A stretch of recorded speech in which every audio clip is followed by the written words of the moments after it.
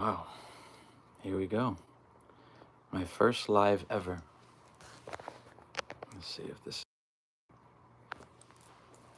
Okay. I'm really doing this. All right. Um, this is my first live ever, and I'll be honest. I know what I'm doing to a point because the only lives I've ever done were on TikTok, and TikTok you just pop the app open, and hop on live, and I just talk story. TikTok is different. I mean, YouTube is different for me because I'm used to this platform being a place where I just upload my documentaries, my short stories, and vlogs. But to sit here and talk story with 18 18,000 plus subscribers is kind of intimidating, but it's amazing. I'm gonna see if anybody can hear me. How do I pop open the live chat? See, I don't see the live chat option. Let's see if I can pop it on my laptop. Let's see. Um, hey, we got somebody in here. Ali from beautiful Belao. Cool. So I got my live chat open on my laptop. Got the live set up in front of me. I did have an agenda. I'm like that. See, the thing about I can just like go in the cut and just be in the element and just do my thing, but I'm also like a plan person. I'm like the best of both worlds. Oh, I got a lot of Palauans in here. Ali, live chat. There we go, so I can see you guys. Can everybody hear me okay? Can you guys hear me all right? This is my first live, so I'm just making sure that everything's good because I'll be doing these more down the line, especially when I'm voyaging. Um, but the reason why I wanted to do a live and I'm kind of opening my mind and even my introverted side of myself to doing this is to give people the opportunity to get to know me better, get to know who I am behind the edits because my YouTube for over 10 years has been edits, whether cinematic or it's been vlogs, but they've been like edited down. People don't really get to see me unless it's like Instagram stories or TikTok. So yeah, this is intended to go to get published after this live ends, so people can tune in, whether they're drinking coffee or they're taking a drive or tuning in during the day, tuning in during the night. As for a means for people to know the person behind the voyages. Um, so, before I get started, I'm just wanting to give a shout out to everybody who's tuning in now. I've got some Palauans in the chat. Ali, Mesulang for popping in. The way I formatted this live is basically like an agenda of voyages past, present, and future. It's talking about everything that I've done from, working a 9 to 5 to jumping into a world of travel to turning my travels into a mission and full of purpose that is the storytelling that most people have tuned into for the past 5 years. It's a very deep story. It's inspiring to me. It's inspiring to so many people. I've changed people's lives in their own ways, and I don't know. Being that this past week was 10, it's the anniversary of 10 years of voyaging. I had to do a live, like a follow up live, just to talk story and open the discussion to everybody. Anybody who has questions, they will be towards the end of the chat, open Q&A. Um, so, yeah, I'm excited to dive in, to expand on things. Once again, this is going to be published at the end, so people can tune in forever and they can get to know who I am as I continue to voyage around the Pacific, around the world, as I continue to post stories, both my own and of people across the islands and beyond. So, first things first. If everybody can drop in the chat where they're tuning in from, let me know. And then I'm going to type in here any questions, drop them in the chat, and I'll answer them at the end of the chat. Anyone have any questions for me? Drop them here. I will answer at the end of the live. Okay, so yeah, what's up, Ray? Good to see you. So yeah, this chat is, I mean, this live is going to be a first of many. Um, I'm really looking forward to re-optimizing my YouTube as a platform that's not just for stories. It's not waiting for me to be grounded and be in place to make edits. One thing I love about YouTube is the big stories, but oftentimes there are gaps that show the day-to-day voyage. It shows the moments, the in-betweens, where other platforms such as Instagram and TikTok have picked up on that. I want to be able to re-optimize my YouTube channel to, in best ways I can, show my day-to-day. Because the content that I share, the stories that I share is just, it's 10% of the voyages. Hey, good to see you, man. Welcome to the live. Man, it's I see some familiar faces. This is good to see, man. So don't forget to like, share, subscribe to help the algo. That's right. So if everybody can drop in the chat exactly where they're tuning in from. This way everybody can see what parts of the states, the world, everybody's tuning in from. So I was gonna give myself another few minutes just so this chat, this live can open up some more. I'm going to go back to the origins of voyaging in a bit. That'll talk about my travels in the beginning, down to the next chapter of Oceania, which is the current chapter and where I'm at now, and what the voyages look like for the future. Because in last week's vlog, which was like 13 minutes covering a whole decade of voyaging, it really cut out a lot of like the raw depth of who I am in my voyaging. Hey, Irenea. So yeah, I think we just we get this thing started. So as I said, I got like a little agenda. It's hard for me to just speak because I just talk a lot. I'm a storyteller. I like to tell stories, which is what this live actually should be for. But I still got a little agenda of past, present, future.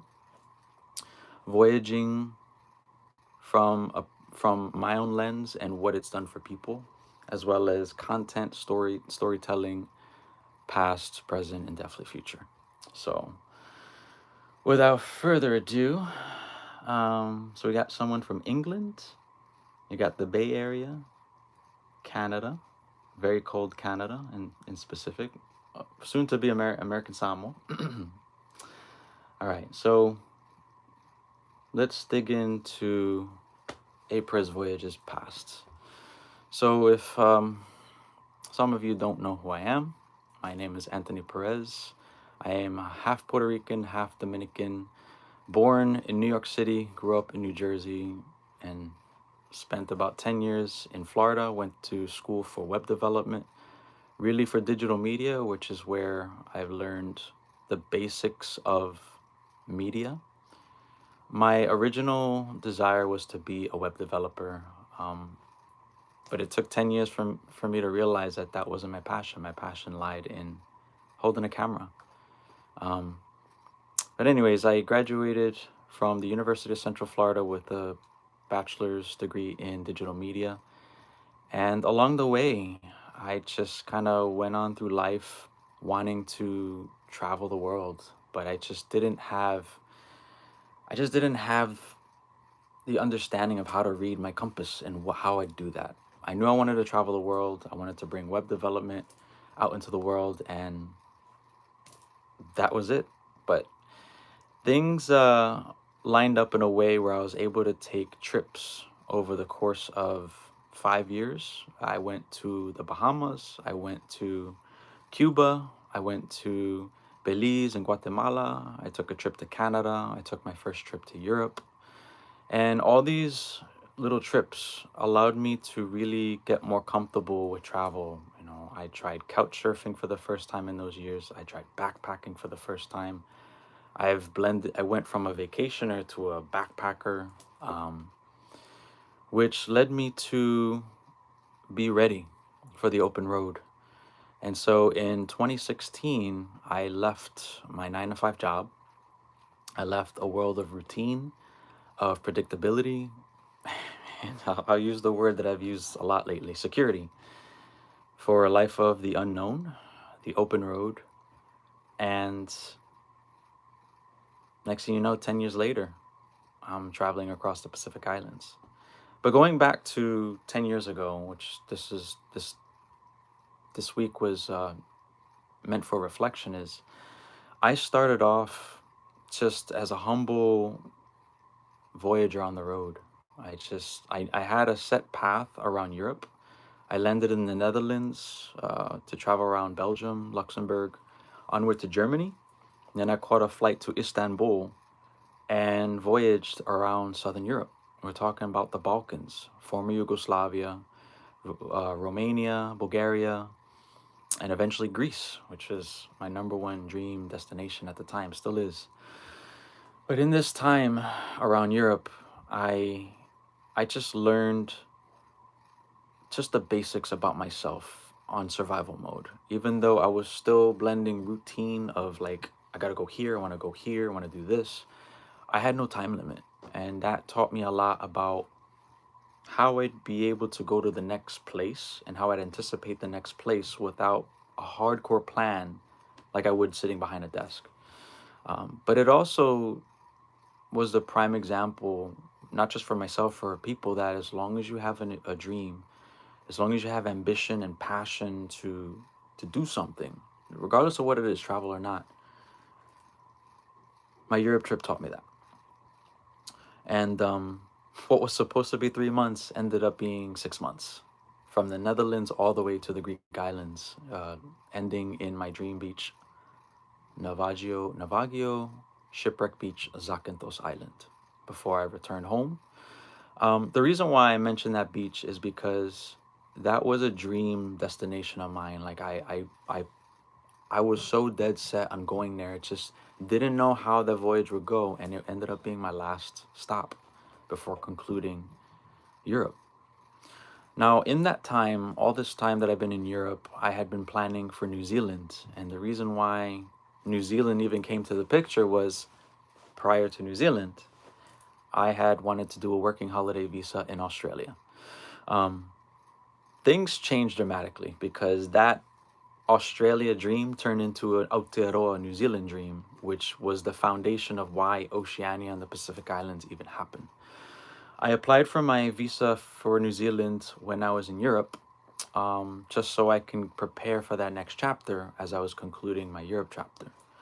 Now, if anybody's watched my vlog from last week, I I had some reflecting done since I've been home, um, that I'm basically living a life of travel. And because everywhere I go is basically like a chapter, it's also a chapter in what I'm experiencing, what I'm learning in different parts of my life. Because I'm dedicated to a life of voyaging, I realized that, Europe was just as much a fundamental chapter. And I named that chapter the Uncharted Wonder, because I just really didn't have a deep purpose yet other than voyaging, but that's like the origins to find that purpose within voyaging. Uncharted Wander, it's the years that began when I left the 9 to 5 for the Netherlands. I left Greece to spend time with family and travel across the states before I would start the next chapter. So after Greece, I spent some time in New York and South Carolina, where I currently am. This is home base. To spend some time with family because the way I planned it was I'd probably be away for a very long time, and that would end up being 6 years. Thanks, COVID. Um, but I was right. I was right. Um, it would be 6 years that I would be away. But going on to this next chapter, we're talking about a Voyager who just went off experimenting on YouTube, trying to be a vlogger, doing like day-to-day stuff, which it was a learning experience. But it shows who I was then versus now. It's a dramatic difference, but the heart and passion still there. Um, so I left home, traveled across the USA by train, ended up in California, and took my flight to Hawaii, which began the next chapter of my voyaging. It was the Oceania chapter that eventually got titled One Ocean, One People. I was in Hawaii May 2017, and it was 3 weeks before I experienced one of the crappiest experiences of my life. I ruptured my Achilles tendon. Um, that was an eye opener that basically told me, bro, slow down. Take it easy. There's no reason to rush. You got the whole voyage ahead of you. And I got really lucky. Um, I didn't have insurance at the time, and I got approved for state insurance that covered everything. And it was just like basically a warning, like, take it easy. You you're the only one looking after yourself. I mean, in order to live these dreams, you just have to take care. So I healed after surgery in 1 month. I went to physio, and thankfully physio really loved New Zealand. And he said, look, we're going to do an extra day per week. Your visa expires in 1 month, so we're going to get you to New Zealand before that visa expires. And to this day, I can't believe that I arrived in New Zealand 1 day before my visa expired, which meant that when I landed in Aotearoa, when I landed in New Zealand, I had 1 full year. So when I was in New Zealand, I traveled around for a month, ended up buying a motorcycle, and it was history from there for New Zealand. But being that prior to Hawaii, I had originally planned for a trip around the Pacific Islands. You know, we're talking American Samoa, we're talking Fiji. Because I hadn't done that trip then, I replanned the Pacific Islands while I was in New Zealand. And this is what birthed the first true Pacific Islands voyage. I went to Tonga, I went to Fiji, I went to Tuvalu, Kiribati, Nauru, Marshall Islands, and eventually back to Hawaii. The reason why this trip was so special and it was so pivotal and it was like the roots of who I am as a cultural voyager is because my cultural voyaging began on this trip. When I went to Tonga, there's a video on my YouTube channel called Living Like a Tongan. And that was basically the foundation of true immersion. That was the foundation of I am not just a voyager who wants to just see places. I'm a voyager who wants to learn about the people behind these places. When I was in Tonga, I had a friend pass me on to a family in Vava'u. And when I arrived, when I got settled, got my little living quarters, my host asked me, Anthony, what would you like? And the first thing I said is, I want to live like you. I want to live like a Tongan. And from then on, that's like getting almost to the deep roots of who I am as a voyager. I am not just a voyager in destinations, I'm a voyager into people. That trip lasted 3.5 months. I was on a really tight budget. I didn't really earn much funds in New Zealand because I was working minimum wage. I made it to the Marshall Islands just as I hit about a couple $100 left on my budget from that trip. Fortunately, I was able to use United Miles to reach Hawaii again. At the time, I was dating somebody. Before I started working in Hawaii, recharging for what would end up being my second Pacific Island voyage. However, COVID happened, and what was supposed to be the current voyage that I'm on ended up having to be postponed by 3 years, 4 years. I was originally supposed to go from Hawaii to American Samoa, onward to Samoa with hopes for Tokelau. But that didn't happen because the world shut down, the Pacific Islands being the first to shut down.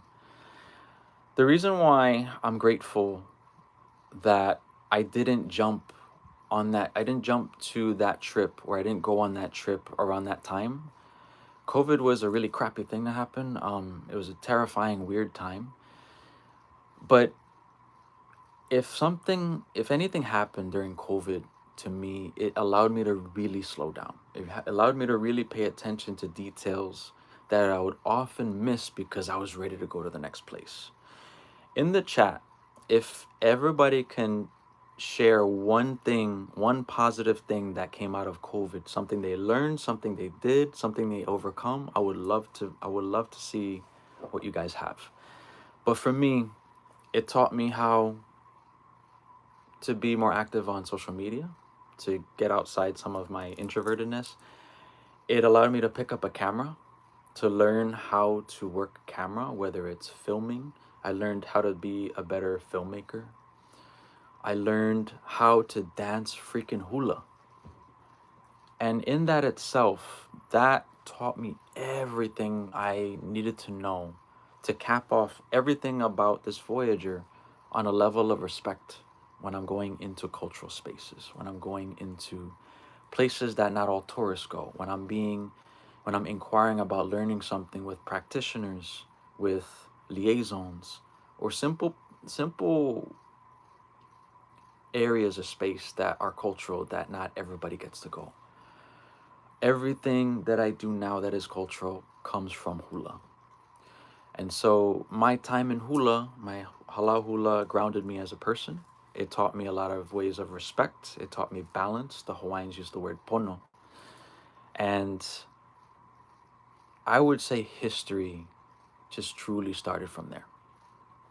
Because it not only opened the door to all the passions and desires I had to learn more about Hawaii, like the root of Hawaii. We're talking about farming methods, ahupua, like the connection to Aina, that Aina and land comes before man, like everything before humans, that's like ancestors, that's kupuna. Diving deeper into language, the importance of language, and just everything that had to do with culture and identity became like a deep passion of mine because it's always been a passion of mine. But now in Hawaii, I've been tapping into it. So you're looking at an innocent voyager who's always wanted to travel. You're looking at a content creator, and now you're looking at a culturally immersive voyager. The last part that's missing is the storyteller. I've always been a storyteller. I just did not know it until I was in Hawaii and wrapping up my time in Hawaii. But because of my Pacific Island voyage I mentioned earlier, from Aotearoa, Tonga, Tuvalu, up to Marshall Islands, that's where I saw the similarities in the Pacifica people. Everybody's not only connected to the ocean, but they are connected by the ocean, you know. But also my time in Hawaii, it taught me that we as a people are so much more connected to land and ocean than we think. Whether it's from my island, Puerto Rico, to Tuvalu, it shows that we are much more connected as a people. But during this time, it's when I titled my mission, my storytelling in the Pacific, One Ocean, One People. So come 2023, 2022, I went to the island of Palau, which was the first I was able to take my voyaging, my backpacking, my storytelling, and my content creation and my cultural immersion all into one for the first time ever. And it's one of my favorite places. You know, if I could say anything about Palau, it's that the people are just amazing, unique to themselves as Pacific Islanders, and I can't omit that it's really beautiful. So coming on to 2023, I'm still in Hawaii. I'm looking at the horizon. I officially planned on social media my return to the Pacific, but this time, unlike 2018, unlike COVID when I was planning to go back to the Pacific to just be a traveler, I'm a true storyteller with purpose, with a mission, with intention. As a storyteller, to go around the Pacific, to document, to capture, to immerse, and to bridge the islands through storytelling with One Ocean, One People. It wasn't 2023, it was 2024 before I ended up going back to the Pacific after about 5 months with family again, because I had a feeling again that I'd be away for a long time, and it ended up being 2 years. But in 2024, I set sail for American Samoa. That's a dream place of mine for 21 years, thanks to the CIA World Factbook, which is now defunct. It doesn't exist thanks to budget cuts, but we're not going to get into that. Um, I went to American Samoa, intended to be there for about 3, 4, 5 months, ended up being a year and a half. I had a laptop that got stuck in the mail, which is a story in itself, for 6 months. Around that time, I decided to work on a documentary and capture the islands, going to Aunuu, Manua. And at the same time, I also realized the importance that if I was going to be carrying on the depths of storytelling across the Pacific, that setting up a nonprofit and becoming an organization, becoming an institution would be the backbone of the deeper, tougher, most challenging parts of storytelling. And to this day, I still can't believe that I worked in a cafe every single day in American Samoa as I'm filming, as I'm immersing and learning, built a nonprofit from freaking scratch, and became a 501c3 nonprofit organization last February. Happy 1 year. Um, American Samoa was very pivotal. It was very pivotal because it became a home for me. It became a home of community. It became a foundation of support like I've never experienced before. Because not only was I voyaging in storytelling, but I was learning different things. I learned how to become a photographer. I learned how to get out in the field, in the element, and lead in spaces that require me to lead, to capture media. Um, I've had heaps of support in setting up my organization and nonprofit. I've had heaps of support in what I'm doing mission wise, but it's also the place that really defined me as a Voyager, because the community called me Voyager. Not just because of my name, but because they see what I do. Um, it was June last year, June 2025, where I decided, you know what? I've done so much work here. I've put in a lot of efforts to seeking grants, to writing applications to grants. I tried the local route by pitching in proposals locally. I will shout out Blue Sky, American Samoa, and Interplan for actually donating to my cause to help fund the mission at the time. But it came to a point where the Voyager in me, like the Voyager, was ready to voyage, was ready to move on.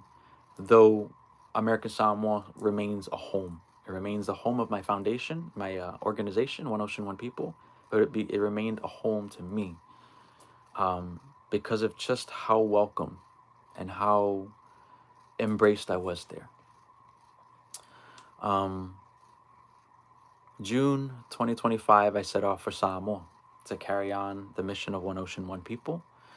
And I was able to voyage across all the major islands. But in the backdrop of being in Samoa, we're looking at the entire time I'm in the Samoan Islands. I was working towards Tokelau. They're talking about paperwork, emails, the waiting game, uncertainty, accidental documentation, and having to start over. 20 months into my voyage, I finally got the approval to go to Tokelau. I got the acceptance via the Tapulenga on one of the islands, Atahu, and I got the okay to go on one of the boats.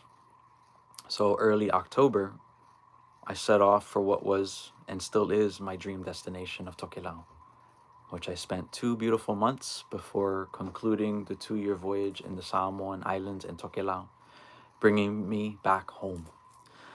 So the whole point of like talking about my story is 10 years of voyaging.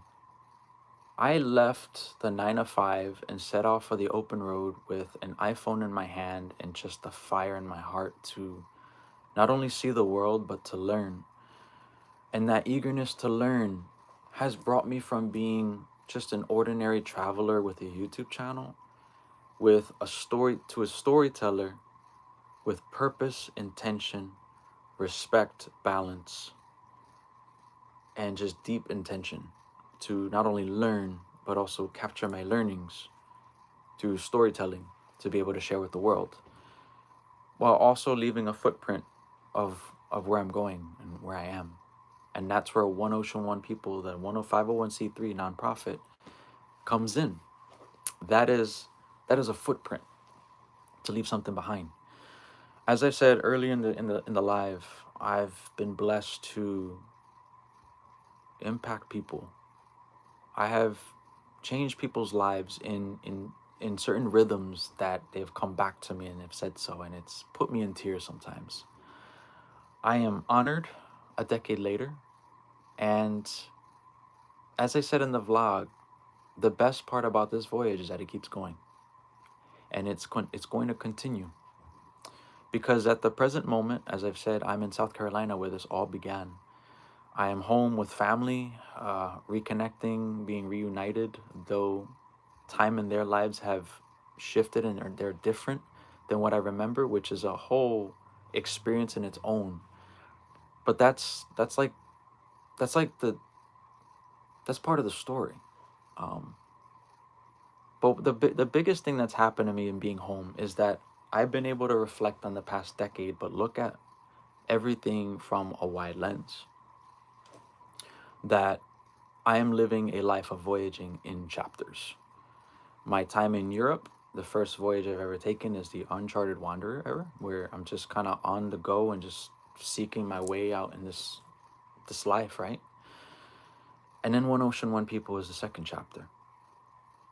But as I said in the vlog, I just dropped my dreams in ChatGPT. I was like, this is all the places I've been. This is all I've wanted to do. I've done. This is where I've been on this voyage. This is where I am in this voyage. This is where I'm going to continue to go. But here is everywhere else I want to go.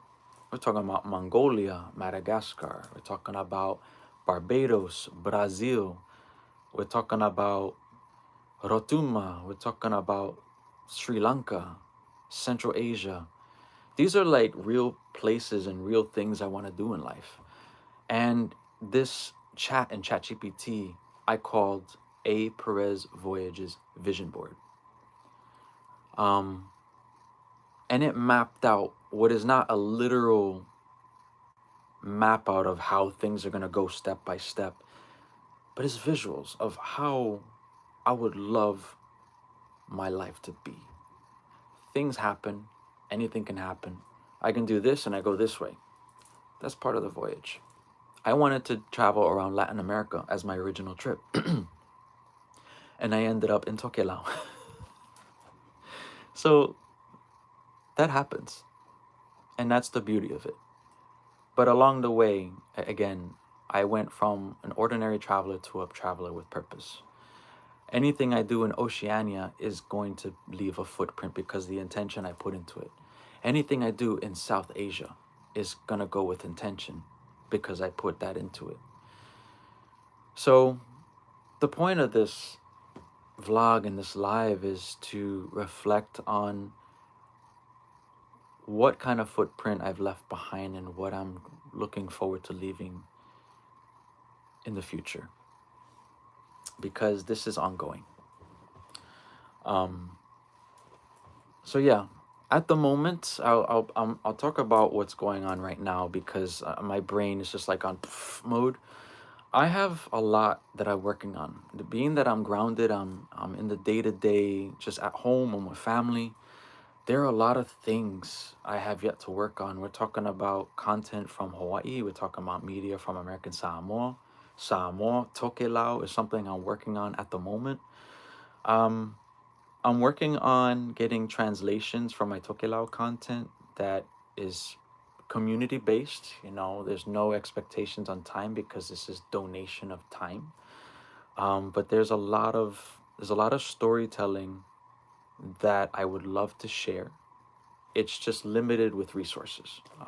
That's why the nonprofit I'm working on to get funded, which means at home I've been applying to grants, I've been seeking out sponsors, I've been seeking out organizations that would be open to a tax. I think it's called a tax exempt or tax write off, tax write off donation. Being that One Ocean One People is a nonprofit. As far as vlogs go, there's so much I want to talk about my time in American Samoa that never got shared.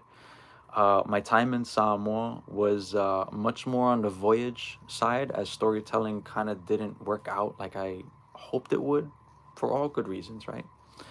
Tokelau is a no-brainer. There's just so much to talk about Tokelau. That was a dream and it still is. As far as like what's coming next, I'm actually going to look into making vlogs and videos about this. But what's next? I'm going back to the Pacific, which is probably obvious to many. My efforts right now is going back to Tokelau, but it lies in the hands of a few people. The bureaucracy side of things is a bit challenging as it was the first time. There have been a lot of events going on that pushes visitors' applications aside. But Tokelau is an immediate let's go. It's an immediate let's go. Once I get the approval, I'll be making my plans. However, if that um, if that takes a little too long, I have other plan B options where I can wait for Tokelau and kind of do some other voyaging, and that would entail going back to Fiji. There are a lot of trip prep vlogs that I've done in the past. I did one for Palau, for American Samoa, for Samoa, and Tokelau. And the reason why I do these is to create like a little journal checkpoint for me to look back to. It's like, wow, that's what I wanted to do, and I did it. But they're also a means to prep community from those places that not only the Voyager is coming, but One Ocean, One People is coming. This platform is coming. This footprint, and this curious Voyager is bound to be in this place because voyaging and this mission is people centric. That's the whole point of these videos. They get diced onto TikTok. They get diced onto Instagram, and it allows me to connect with people better. Um, so I will acknowledge Fiji and Wallace and Futuna alongside other onward locations such as Rotuma, such as Rambi, Kioa, Tuvalu, Kiribati, Marshall Islands, Micronesia. The list goes on. Um, as far as the distant voyage, because everything I do is about Oceania. That's the chapter I'm in. But as I mentioned before, this life of voyage is in chapters. My voyage spans the globe.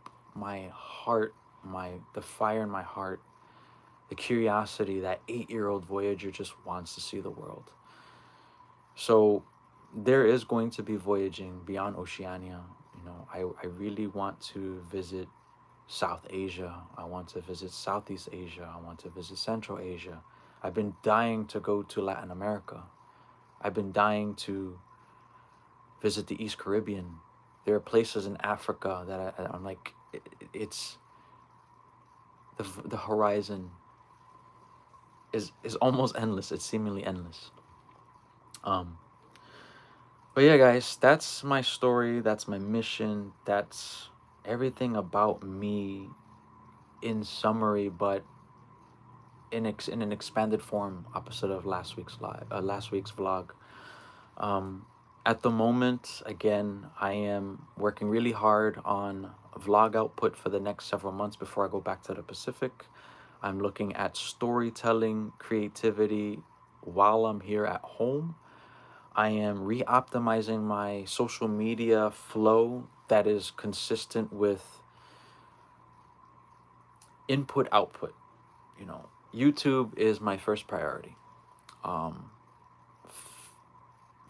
Patreon is my second priority because there has been a number of support that comes in that supports me directly.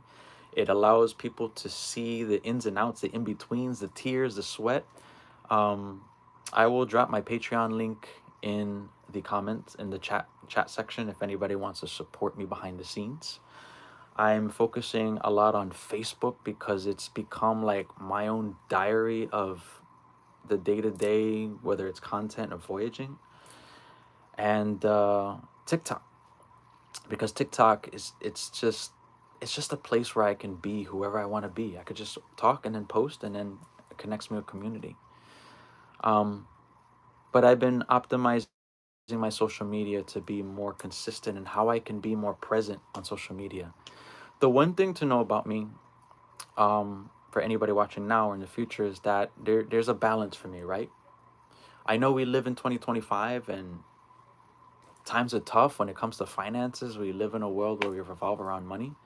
So, with that being said, I do what I do out of passion, but the reality is I have to survive. I gotta eat, and I gotta feed what I'm doing. Whether it's the camera work, whether it's the content work, whether it's being on a laptop, whether it's getting translators, whether it's getting the nonprofit going. These are tools, as my friend Ray in the chat says. These are tools. They're not. They're not. What's the word? I used to see them as challenges, and though the challenges to attain it is there, they're tools to do what I'm doing. Um, so that's where I'm at right now. The grant writing is very, very difficult. A lot of these grants require like very in-depth details of budget and the proposals and having to align with. But you know, I committed to One Ocean One People.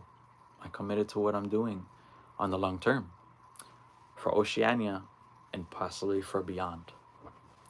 So, um, I will go into my Q&A spot. That's basically a whole run through of A Perez Voyages, One Ocean One People, A Life of Voyaging. Um, I'm open to questions. I'm open to concerns, thoughts.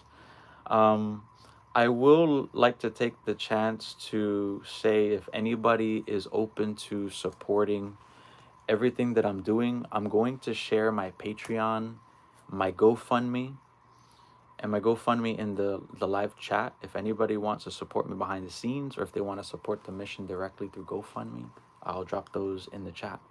But as for now, I would love to take this time to see if anybody has any questions. Um, I'm open to talking story. But if you could send a one sentence text to yourself 5 years ago. Oh, here we go. This is a good one. Not about, I missed that. Hold up. If you could send one sentence text to yourself 5 years ago. Oops, I lost it. If you could send one sentence text to yourself 5 years ago, not about a warning or a winning lottery number, but just pure perspective, what would it say?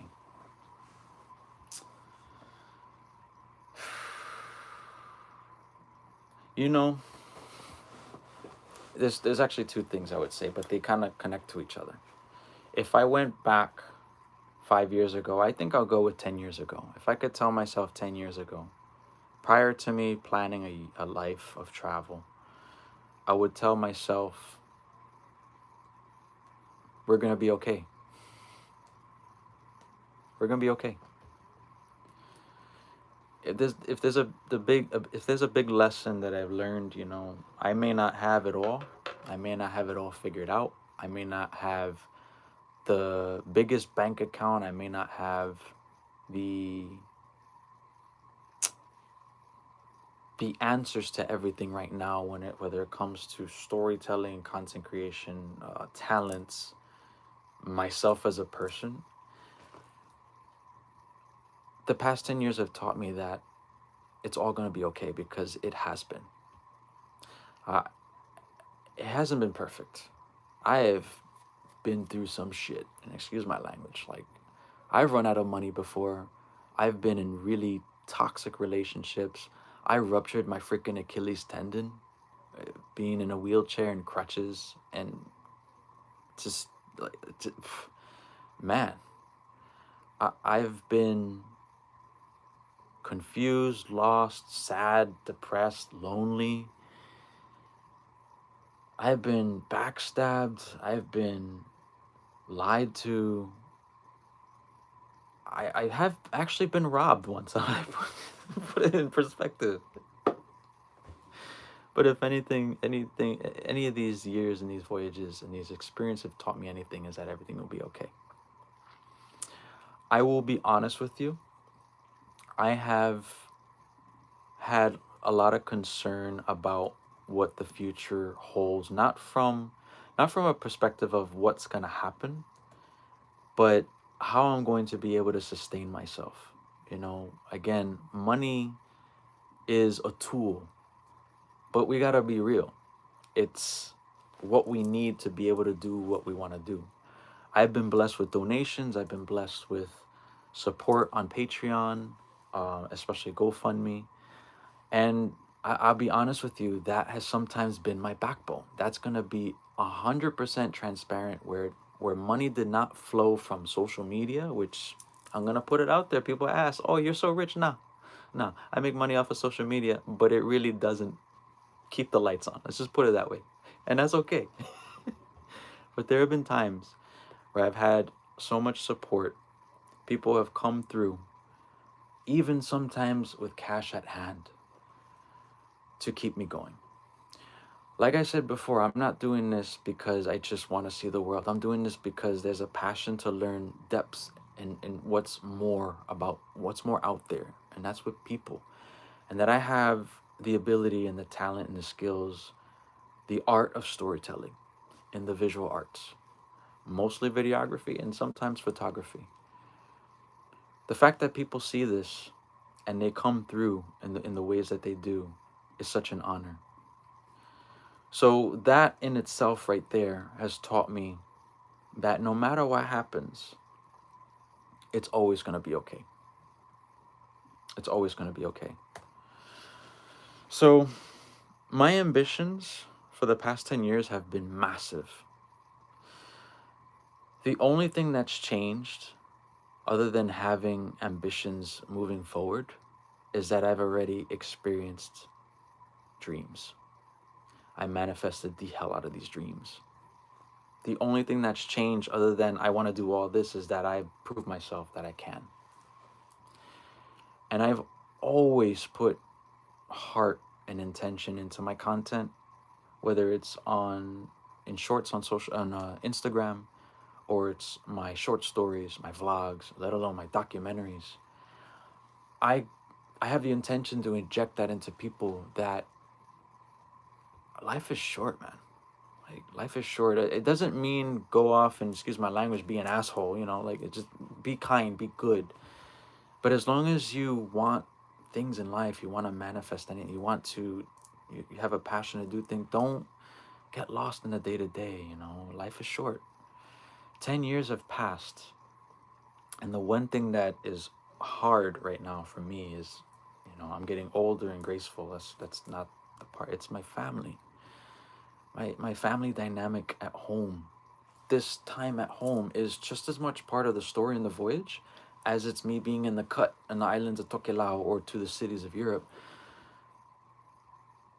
The story is the story that I've been used to is a little different.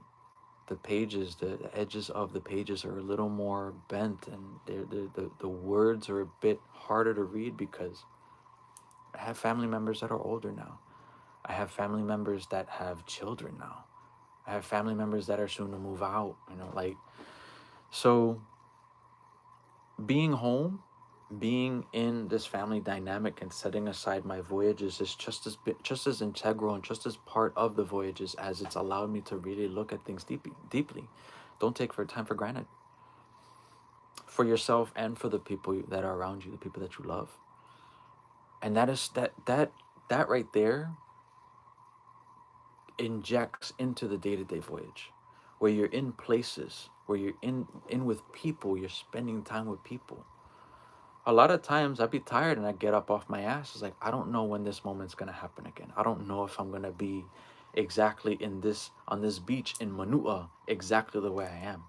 I don't know if I'm going to be on this Greek island in the same way as I was in 2016. So that question, what would you tell yourself 5 years ago? I said 10 years ago, I said, it's gonna be okay. It's all gonna be okay. But at the same time, don't take life for granted. Because I'm 37 years old right now. Once upon a time, I was turning 25. But the other thing that I had to celebrate, aloha mai tita.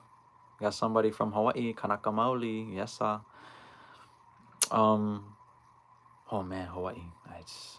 2 years ago I posted living like a Hawaiian, but I'll come back around to that. The thing that I've been able to reflect on in the past 2 years is, the past 10 years, is that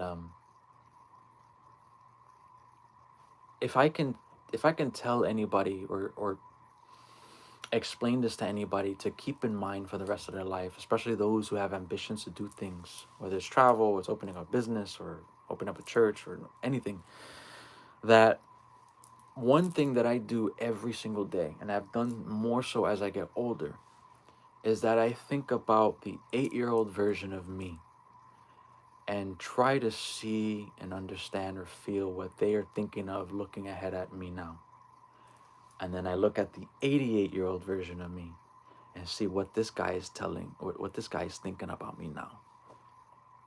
Is the eight-year-old version happy that he's seeing this joy of traveling the world and doing all these things?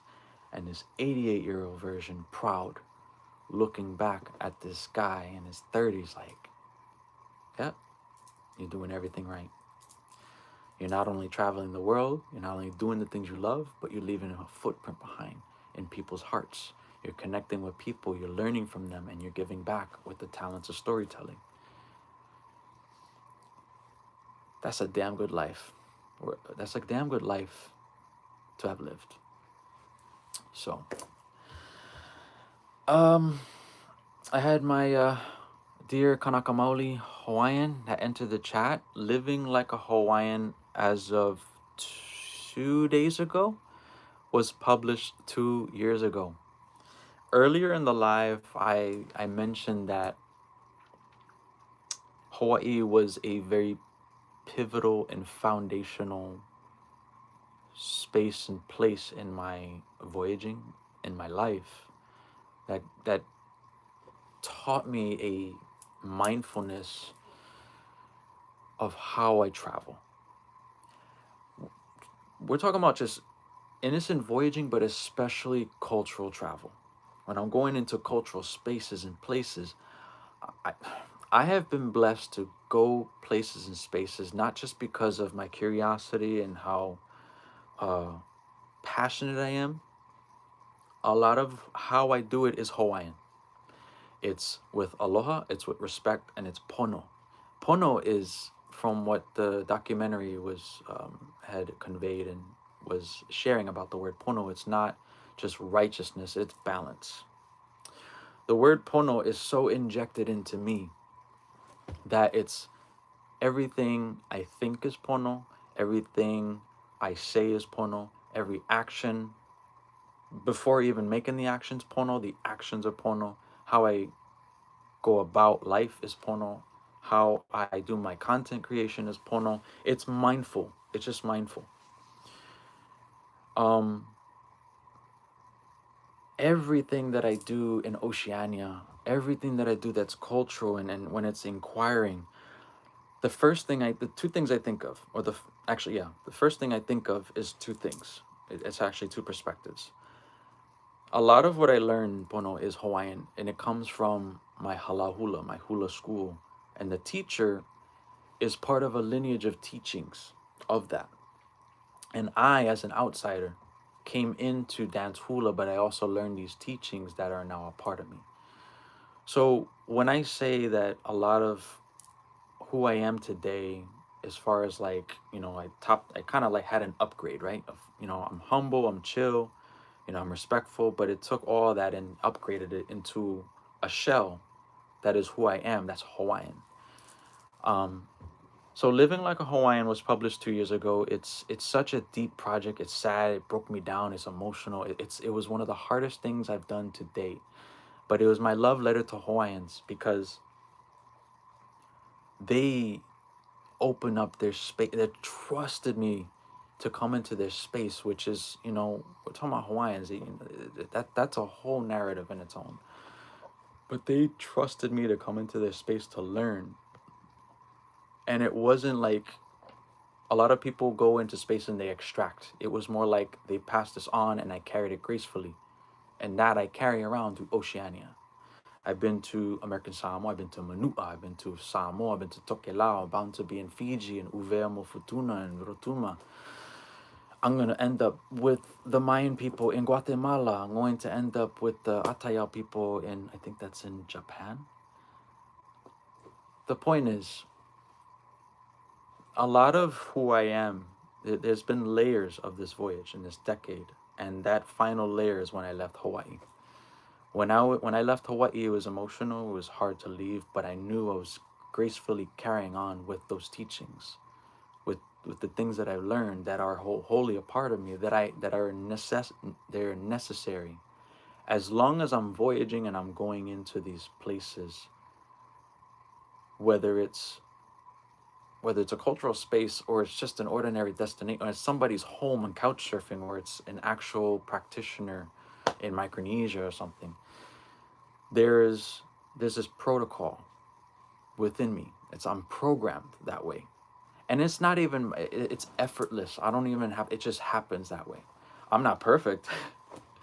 I'm not perfect. I've stepped on my own toes and sometimes other people's toes, but then there's pono. I respect. Oh, I apologize. There's accountability. Like, oh, if I messed up, oh, let me just apologize real quick. This is what I did. You know. So imagine if the world thought like that. Yeah, I think the world would be less on fire. Anyways, oh, also 2 years ago was Living Like a Hawaiian. 2 years ago was also when I kickstarted one of the segments of Oceania. That was to American Samoa. That was Tutuila Manua, Independent Samoa, and eventually Tokelau. Um, Again, that was a very important segment of my Oceania trip because along the way, my One Ocean, One People mission became a nonprofit. Um, so again, I dropped.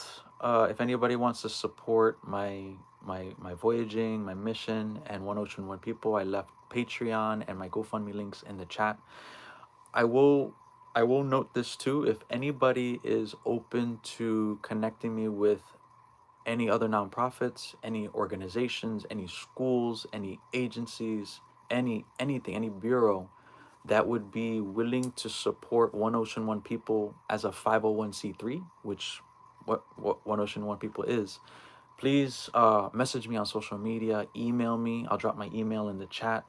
Um, I have a good vision and game plan with my board members as far as storytelling, mentorship opportunities, and what's to leave behind that footprint I mentioned. It's still unfunded. I'm still working hard on grants, but I'm also looking at who to contact who would be open to kickstarting this engine. So yeah, guys. I am still open for Q&A. I man, this live chat, it's a first I've ever done. It's something new to me. It's something new for me because I'm pretty introverted. I've only done like a handful of lives on TikTok, but I want to take the opportunity to do this to leave the door open for future ones. You know, something about my journey is that YouTube I always seen as a platform that when I go home I can sit. Nah, man. If I can drop in and do a live while I'm walking with the boys on the outer islands of Tokelau, or I'm watching the dancers on their Bastille Day in Uvea, or I just the whole point of this is so people can see who I really am. I love doing edits. I love editing short films, documentaries, even shorts for reels and TikTok, but this is who I am. This is who I am. So, I'm going to go into my last shout out for Q&A. Um before I start to wrap up. Although I love talking. I'm a storyteller. I like talking story. I can't help it. You have a board member already for nonprofit. So yes. So One Ocean One People was incorporated last January 2025 in American Samoa, and then a month later I put in the application for 501c3 status. So yes, it is an official 501c3 nonprofit. I have a set of board members. There's five of us. We got one Belizean, two Puerto Ricans, one Hawaiian, and one Samoan. So there's a bit of diversity and perspective. Um, we just had a board meeting last week, which has probably been the most solid meeting we've had because, I talked about where our organization was, where it is currently, where the efforts are, what the goal is for this year, and also the vision. Um, just to add note, the vision for this nonprofit is, of course, for a footprint. It's not just the visual arts and storytelling. It's definitely short films, it's definitely documentaries, but I also want it to be a platform to cultivate storytellers across where I go, especially in the Pacific Islands. There are a lot of talented people, talented youth, and talented young adults that I've met that have passions to create and share and tell their own stories. A lot of times they're like, oh, they're. I've had people, especially some teenagers, like one girl, she posted a really cool edit with her phone. She's like, you inspired me. That's what I want One Ocean One People to be, is a platform for people to have a voice that interconnects the islands in a way as I'm voyaging through the islands.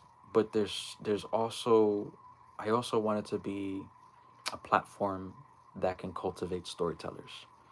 Whether it's mentorship opportunities, or if I'm filming, I could bring them along and it could be paid, or I can put a camera in their hand. In that meeting, I basically said that I'm trying to do things one step at a time. It's a small nonprofit.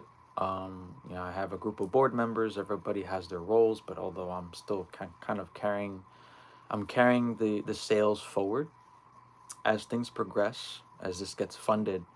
That's when things will truly get traction. Um, this mission, this nonprofit has so much potential. It's not even if, it's like when. Um, so a lot of my effort at home, a lot of my hard work has been applying to grants left and right. I got this two big ones coming up that I'm working on. That's why I haven't really posted a lot of video content. But One Ocean One People is a 501c3. Anybody willing to connect me with anyone, or any institution to help fund the organization and get it kickstarted, just send me a message, or I'll drop my email, perez88@gmail.com. I got another question here. What has been one of your biggest and important What has been one of your biggest and important takeaways since voyaging amongst the people of Oceania? Okay, so I actually had mentioned that earlier, about 10 minutes ago. It was my time with Hawaiians. It was my time with Kanaka Maoli. We're talking about a people who have so much within them, but also is so much taken away from them. We're talking about 200, say 130 years since the overthrow, but even beyond that, when a lot of the culture and a lot of the identity was extracted, there were things that were banned, but yet they carry themselves with something that is a part of me, and that's not just aloha, but there's something called pono.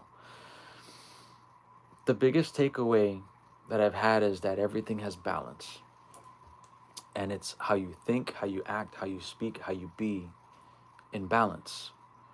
And again, if there's anything that I've been able to do in a way that's not like cocky, it's more like grateful, is that I've been in so many more places and spaces, not just in a literal sense, but in a spiritual sense that most people don't get the chance to.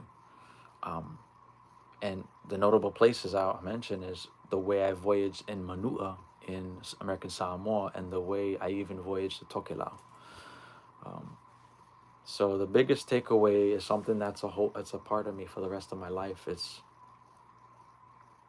the balance of respect and love and kindness, but the balance of how I'm voyaging physically, spiritually, and spiritually, physically, and yeah, that's kind of the point.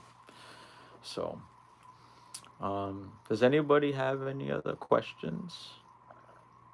If you could send, oh, yeah, I already answered that. Yeah, so at the moment, it's a combination of re-optimizing my social media.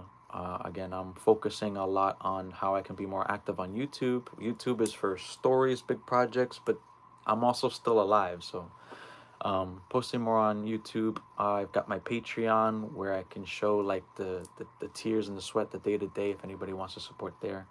I'm very active on Facebook, as that's like my journal, and a lot of community from across the islands gets to support.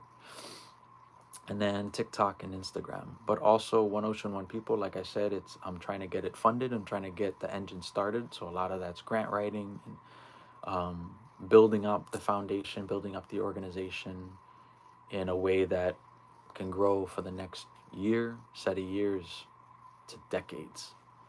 One thing I mentioned in the live, but I also mentioned in the board meeting, is that One Ocean, One People is more than likely bound to expand beyond Oceania. I just see so much potential in what it stands for.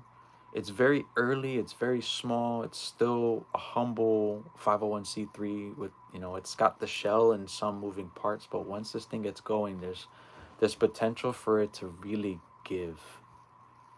I mean, not just storytelling in so many ways, and that's something I'm bound to learn along the way, especially with my board members. So, um, the other things that I was mentioning is that I've got an onward voyage back to the Pacific. I am leaning heavily on Tokelau, but with the documentation, bureaucracy. Um, it took me 20 months the first time. It's more than likely gonna be quicker this time because I got community behind my back. But I'm not holding my breath, which means I'm looking at plan Bs to continue the voyage, and that's probably going to be Fiji and Uvea Fortuna. I might just have to stay tuned for some vlogs and updates, which is gonna be it's gonna be freaking awesome. Either way, whatever I do, wherever I go, it's gonna be meaningful. It's gonna be interconnected. It's One Ocean, One People. Everything that I do is with intention. Everything I do is with passion. So no matter what happens, it's all gonna be okay. It's all gonna be good. Um, Did you find what you were looking for? God bless you and your family. I'm not sure what you're referring to as like looking for. I'm going to assume find what you're looking for. Maybe I'm looking at this deeper, but if I found what I'm looking for in Oceania, yes and no. I say yes because I found what I'm looking for. What I was originally looking for actually started in Hawaii. You know, when I first going to Hawaii, that was when One Ocean One People. That was when my Oceania Pacific Island chapter started. I arrived in Hawaii, dying to hear Hawaiian language. I was dying to meet Hawaiians, and what about their culture? I will say that I was a bit ignorant in my knowing because I thought the Hawaiian language was dead, which is most people think. But the point of why I'm saying that is because that curiosity, though that path shifted to New Zealand and to Tonga, it carried on to Tonga. It carried on to where I was immersed in language. I was immersed in way of life. I was immersed into households. I was able to see ngatu, the tapa making on a beach. I was able to see kava, drink kava. I was able to see wear tupenu tauvala on the Sunday during church. I was able to live an experience I would eventually live in Hawaii, but I ended up doing it in Tonga, in Fiji, in Tuvalu, in Nauru, in Kiribati, in the Marshall Islands, eventually Palau, to American Samoa, to Samoa, recently Tokelau, dancing freaking hatele, which is one of the greatest things I've ever done. So I say, did I find what I'm looking for? Answer no. There's still so many islands I want to go to. There's still so many places I want to go to. Right? I'm not even talking about the world, but just Oceania itself. The voyage goes from Tuvalu to Torres Strait and most of Melanesia, most of Micronesia. So that's what I'm working on now. Is there's an onward voyage, how those parts line up, how those journeys line up. You know, I know they'll work itself out through effort and obviously passion, but the reality is, yeah, you know, I can't fund these voyages on smiles. You know, I have to figure out how I'm going to do my trades of media, photography, and videography. You know, how social media can help, the support on GoFundMe and Patreon play a role, and then how I can get the nonprofit funded to help with the deeper storytelling. That's the politics of culture. That's the finances. That's getting the translators, the liaisons, the people that can help with post production. So it's just everything that I'm trying to work out. Like I'm trying to get this engine running, so that when the voyage happens, I'm just sailing. Just put the sails up. We're all good. Maintenance check here and there, but we're good.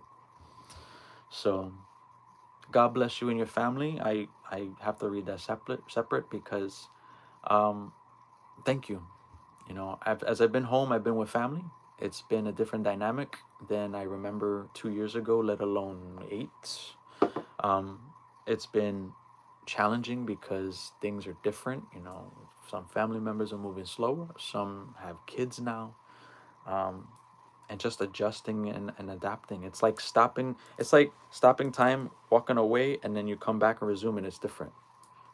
But everybody's good. They're blessed. I honestly wish you and your family blessings. I wish everybody watching in this chat, in this live right now, and everybody watching once it's published, bless you, and everybody that is close to you, or your friends, your family. Um, if I can pass on anything, it's my blessings. You know, I'm not just a traveler. I'm not just a voyager, but I'm one that would like to leave a positive imprint in people's hearts, and I hope that my presence, let alone my social media, my storytelling, does that. What is one gem of wisdom you can leave for future voyagers that want to take that leap, but they're too afraid? What's one gem of wisdom you can leave for future voyagers that want to take the leap, but they're too afraid? The first thing that comes to mind, bro, is that life is too short. I think being afraid and being worried and having fear is like I say, challenges are part of the story. Fear, worry, and anything similar to that is normal. It's natural. It's human. But at the same time, we have to acknowledge that our life is not long. You know, what we do in life will not last forever.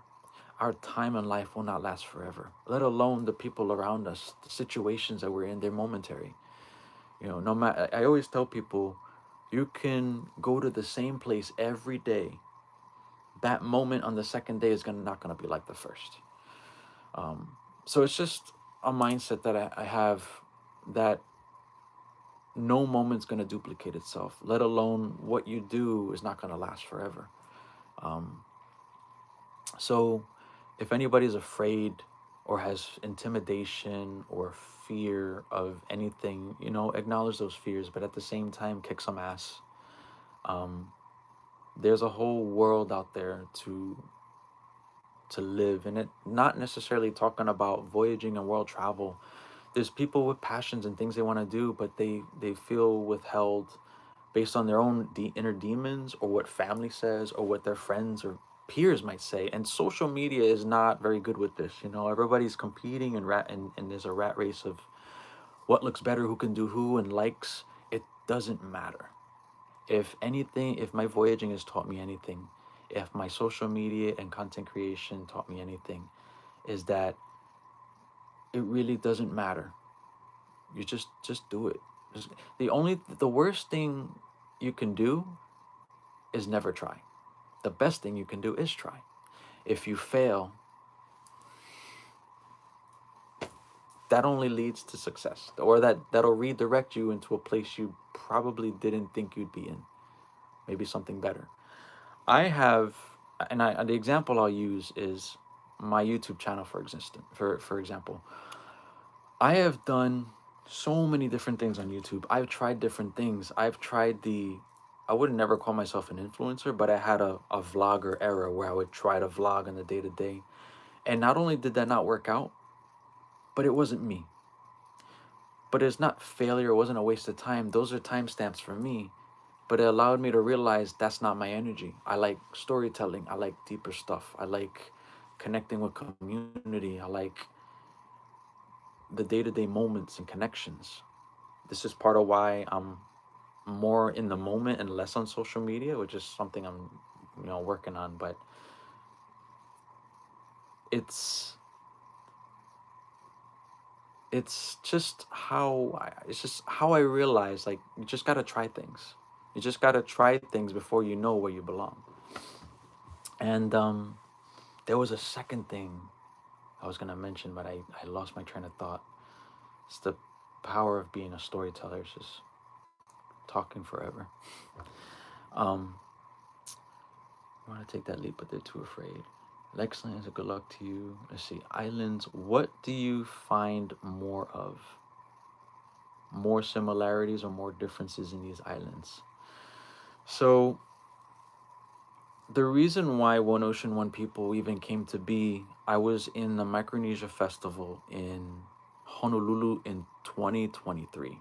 This is right before my move from Hawaii, at the tail end of documenting Hawaiian culture and prepping for Oceania, which was the Samoan Islands, Tokelau at the time, or what would eventually be that. But One Ocean, One People was birthed. That name was birthed for my voyage, this chapter in Oceania, and eventually nonprofit, because no matter the differences in the islands, no matter what unique features each island that was different from others, I found more connections and similarities than those differences. You know, language in itself is very similar, but the way of life, the mentality, the hospitality is the biggest one. You know, most of the islands are becoming a bit more westernized, so you can see where some of the Western world is injected into those places, but the heart of it, you still feel it, you still see it. Especially when you go into villages and you go to outer islands, you see how much a person in a village in Fiji is just as much connected to someone on Atahu Tokelau. Like, you can see how someone lives in the cut in Palau is just as much connected to someone in a village in Samoa. And that's where One Ocean One people even came. Like, I didn't even, it wasn't even like, oh, what should I name it? It just came to me. And for 2 years, for 3 years, it went from a mission, which still is, to an organization meant for something more. It's something I've become addicted to, is the Pacific, is going to a new place, but it's just as connected to the last. And the cool thing I'll have to say, and this is reflecting on me as a voyager, in a place where voyaging was a thing, right? Is that I'm carrying each or each I'm carrying the previous island, let alone the set of islands I've been to, onto the next, where I'm able to connect and immerse and like I'm able to converse with people there and say, oh yeah, like in Tokelau, for example, Alofa looks like alofa, but their F is like a H, or no, not f, it's a Alofa looks like alofa, but it's aloha. Aloha sounds like aloha in Hawaii. It's the same thing in Samoa, where they're like tangata, they say with the K is kanaka. Kanaka is Kanaka Maoli, is the people in Hawaii. It's the same thing with just the number 5 in the Pacific is like, it's the same almost everywhere. Lima. So that is actually the fire I have for the Pacific, is just everywhere I go is connected. And being able to see those connections in person, in the cut, in the heart of the villages, it's an, I say it sounds like a big word. It's an honor. It really is an honor. It's an honor to be able to go to these places, first of all, because once upon a time I dreamed behind a computer and looked at Google Maps and Google Earth, but it's really an honor to be able to be invited to these places, someone who's curious. And it's even more so an honor to be able to be entrusted in the space to capture stories, to capture knowledge, to capture testimonials or histories in a way that allows me to bring my passion, my art, and communal support in most cases to life, to contribute. As I like to say in my interview that I did in American Samoa, stamps in time. The ocean is a story in itself, and to be part of that story, even at minimum, I'm not walking around assuming everybody knows me, but to be able to carry around gracefully as a voyager with the tools and with the gear and now a mission, it's an honor, and it always will be an honor. So if nobody knows where I've been, I'll name the islands. Hawaii, Aotearoa include Tonga, Fiji, Tuvalu, Kiribati, Nauru, Marshall Islands, Palau, Samoa, American Samoa, and Tokelau. It's quite the list. It's quite the extent of places, but it started off with a dream to learn. It started off with a dream to better understand beyond the textbooks. And I think that's where the name Voyager really carries its weight, is, and its strength is, I do my research, I dig in to go to ask the right questions to fill in the gaps of that knowledge, so that I'm, so. But yeah, that's it's quite the voyage of 10 years, man. As I said earlier in this live, I started off this voyage with little pebble jumps, to the Caribbean, to Central America, to Cuba, to Europe for the first time, to a leap into voyaging Europe, my first initial chapter, Uncharted Wanderer, with just the desire to see the world, and next thing you know, I'm on the other side of the world in the Pacific with a mission, with purpose, with intention, but with also a lot of teachings in that voyage, you know, knowledge and respect and protocol to carry on gracefully. So you have Voyager, content creator, storyteller, and then a respectful cultural entity. So, but yeah, guys. Any last questions before we close this chat? This has been really awesome. Um, I would love to do more of these along the way. As I've said, I've been mostly on YouTube to share deeper stories, vlogs, documentaries when I'm at home or when I'm settled. But I would like to be more active on YouTube, whether it's in community posts or doing lives along the way that just show more of not just the voyages, but of the Voyager. You know, as I said before, you know, the content, the edits, that's me, but this is me. This is me right here. This is who I am. Um, so, without further ado, like I'm starting.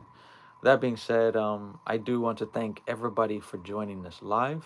If you've been on the whole time, massive, massive thank you. If you popped in just now or popped in earlier, if you've seen this later, thank you. And I want to thank those, especially who get to see this if they haven't seen the live when it's fully published. This is a great opportunity to get to know me. I'm thankful to everybody who helps and supports the voyages, whether it's APRES voyages and the mission of One Ocean One People, down to the actual nonprofit of One Ocean One People. As I've shared earlier, I'll share the links again if anybody wants to support my Patreon. It shows the behind the scenes, it shows the work that I'm doing, it has feedback from people if they want to provide there more intimately. My GoFundMe's still up for the mission side of One Ocean One People that helps me connect with people directly and connect with the resources on hand. And then One Ocean One People, the nonprofit itself, it's still a growing nonprofit, but is seeking support. Anybody who would like to support it, please drop me a message or email me. I'll drop those links again in a bit. Um, yeah, it's been quite the freaking journey. Quite the journey. And the best part, like I said in my vlog last week, it's still going. The onward horizon is the Pacific Islands, but the horizon beyond, it's global. It's global. Um, this past year has been a blessing because it went from just ordinary travel to purpose and giving something behind, and it's just going to keep going. Um, Again, I want to thank everybody for being here. I look forward to what I share in the coming weeks before I start voyaging again. Probably looks to be about May at the time of doing this live. That's what it looks to be. And yeah. So, Voyagers, this is your Voyager signing out for the night. I hope everybody is doing well. God bless everybody. And yeah, stay tuned for the next. Take care.